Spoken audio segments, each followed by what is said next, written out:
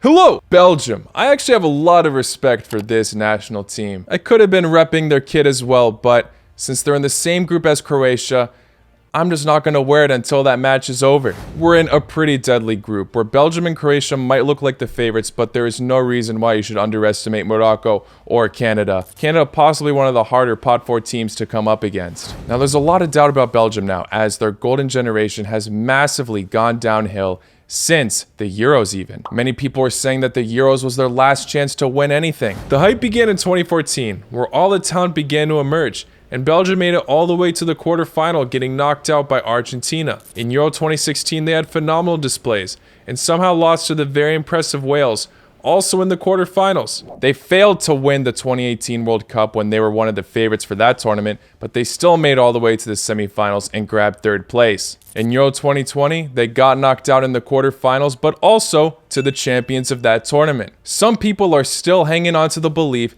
that Belgium can have a serious impact in this World Cup and potentially could be one of the favorites, but I'm sorry to say, it's not looking as likely as before. If Belgium failed to do with their amazing squad back then, it only looks worse now, so I am a bit doubtful, but there still are a lot of positives to look at for this team. Obviously, the goalkeeper Courtois is still in marvelous form for Real Madrid. He could come very clutch in this tournament as well, even if the defense is shaky. But that's the one thing I am doubtful for in this team, their defense. I'm not too confident they can pull through, especially if they're still relying on the likes of Toby Alderweireld. He's not as old as people make it out to be. He's still only 33, but he is playing in the Qatari League, which is why a lot of people are mistaking his age. They're acting like as if he's already retired because he joined a league to basically secure the bag. I hate to say it. There's also still Vertonghen, who's actually older than Alderweireld, 34 years old, but he's still playing for a top league. So he's getting that European experience. I don't know, I just have more faith in Vertonghen being clutch in this tournament. And then obviously in 2018, they had the likes of Vincent Kompany, who I think will be greatly missed. There's obviously some other youngsters coming in. Belgium have recently been utilizing Jason Denayer from Lyon, who's not a bad shout, but let's be honest, it ain't the same as Vincent Kompany. But there are still a few center backs climbing the ranks. So Belgium actually do have some depth in the center back positions, but will that back line be as reliable as the previous years? At the left and right mid position, you got the likes of Munier, Carrasco, Aiden Hazard, and also Castagne from Leicester City. Not a bad option in the right mid position to add that depth. Now for the midfielders, this is where Belgium I think used to absolutely excel at, and now they aren't looking as prominent. Still solid though, I should say. Obviously they still have one of the best midfielders in the world, Kevin De Bruyne. There's no denying how phenomenal this guy is, and he could very much bring Belgium to glory this World Cup. Axel Witsel is a pretty popular figure, but he's getting a lot slower and older, but you still got the likes of Tielemans, who is a pretty clutch player. But I don't know, Belgium fans, you let me know. Do you think he's a better option than Nainggolan, for example? Maybe Leander than Donker from Wolves? But still, is he going to be remembered as one of those players from the golden generation of Belgium? Now for the attack, very questionable. Obviously, the main center of attention goes to Aiden Hazard, who has absolutely dipped in form recently. This guy's basically invisible at Real Madrid. Will he be able to spark for the national team again, or will he even be selected at this point? That's also a massive question. Lukaku as well, his form has been a bit inconsistent for Chelsea recently. A heavy striker that they gotta rely on, but they also got Divock Origi, Dries Mertens from Napoli. But an exciting young prospect is Jeremy Doku. This guy's only 19 years old, doing not too badly for himself at Rennes, and is getting international appearances as well. Could very much electrify the attack in Qatar this year. It would be a shame to see this side not take advantage of the talent that they still possess, as their future still looks bright. There's a lot of youngsters still coming in making a name for themselves, but who knows if they'll live up to the hype compared to that, for example, 2018 or 2016 squad. Now for this video, I have brought on a special guest to hear his thoughts about the Belgium national team. I'm going to be having a discussion with Belgium Fan TV. He's obviously a massive Belgium fan, so it'll be interesting to hear his thoughts about what will happen this year. Make sure you go check out his channel. I'll leave a link in the description below. Carson, thanks for coming onto the channel yet again. It's been a while since we talked about Belgium, and obviously a lot has changed since the Euros. Back then, both of us projected that Belgium were potential favorites for Euro 2020. And they were also potential favorites for World Cup 2018. How are you feeling about Belgium right now, though? Do you still think that they are favorites for the World Cup coming up this year? What I'd say when it comes to Belgium for the World Cup this year, I think, as you said, a lot has changed since the Euros. And I think if you talk to any Belgium fan, a lot of our expectations have dropped. Me personally, I was probably the most optimistic Belgium fan you could meet before the Euros, especially when France actually got eliminated to Switzerland during the tournament. I thought the title was ours for the taking. And ultimately, I went to the Italy match. I was actually there, and we lost. And it was our opportunity, and that, I think, was our best chance. And now with the players kind of out of their prime, there's been this media narrative of Belgium's golden generation failing and failing again and not being able to get it done against the big teams. And now they're kind of living up to that, honestly. I mean, they choked against France in the Nations League. We're up 2-0. And honestly, that was one of the most frustrating losses I've ever witnessed as a Belgium fan. And I think just a lot of the optimism has died down. I don't think we're considered to be one of those top favorites anymore. Which players in particular are you most worried about in the squad or the potential squad that we'll be seeing this year? The obvious one I'm going to say is Aiden Hazard. He's the player that in World Cup 2018, in my opinion, was unequivocally the best player in the world. Even players like Benjamin Pavard and Trent Alexander-Arnold after the tournaments ended in which he played in the Premier League was saying, he was the most unguardable player he had played during that period. And now you see the decline of Hazard. But not only that, I'm going to give you a hot take right now. I think it is possible that Aiden Hazard doesn't even make the squad for 2022. I think it is that possible. I think he's that, not just out of form, obviously. When he plays, he's not playing that well, but his confidence is super low and he's injured all the time. I think it's possible that Roberto Martinez says, look, he's always hurt. He may provide that experience. I doubt, honestly, that he's going to be dropped. But I do think it's a possibility. I think there might be some young players that come in. And along with him, I'm not really worried, actually, about Lukaku. Despite his form, I don't think he's going to perform badly. He always performs for Belgium. I will say Dries Mertens as well for Napoli. He's been in decent form recently, but I think he's another player that's getting older, and I don't think he's, the same player he was. And he also might be a potential drop from the squad list. And then the back line, the center-back positions, those, it's a nightmare in defense right now. You've Vertonghen and Alderweireld, who are nowhere near what they used to be when they played for Tottenham. And then you have some young players, Wout Faes, who plays for Stade de Reims, and Arthur Teta, who plays for Bologna. Are good young talents, but, not close to world class. So, and then we have Jason Denayer, who's not the best one-on-one defender. So, there's young talents there, but is it going to be enough to win a World Cup? It's worrisome. We'll have to see. Contrast in that question, which players are you the most confident about that will turn up this year? I think the obvious one you have to go with is Kevin De Bruyne, KDB. He's always brilliant for not only country, obviously club as well.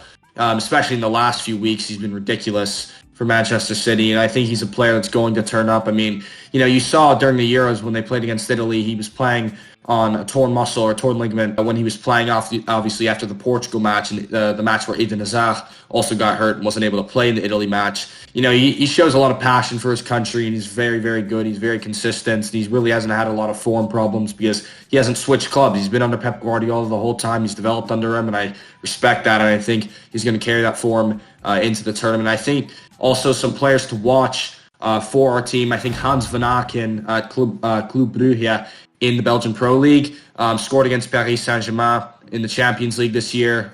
He's not young, obviously, but he's in his late 20s. Very, very good player. I think he actually will be a crucial part of our run now into the World Cup. And I think some young talents like Charles de Ketelaere, Jeremy Doku, if you saw in the Euros, who lit up Italy, and then Courtois as well. He's been ridiculous form for Belgium and Real Madrid, of course. So I think he's in his best form he's ever been in his career right now. Which team, and I won't be offended if you don't say Croatia, but which of the teams are you most afraid of coming up in our tough group? I think this is possibly one of the toughest groups in the World Cup. I still would put Croatia as the team to fear out of this group, honestly. I think they're very similar to us. They have a lot of older players, but Modric is still brilliant. He's still just such a fantastic player. His assist in the Champions League the other day was ridiculous against Chelsea. You can get the most out of players like Perisic. You've lost Mandzukic, Rakitic, and Subasic, some of your best players, but you still have good young talents. I'm a fan of a lot of your players, and I think on your day you could definitely give us a good game and definitely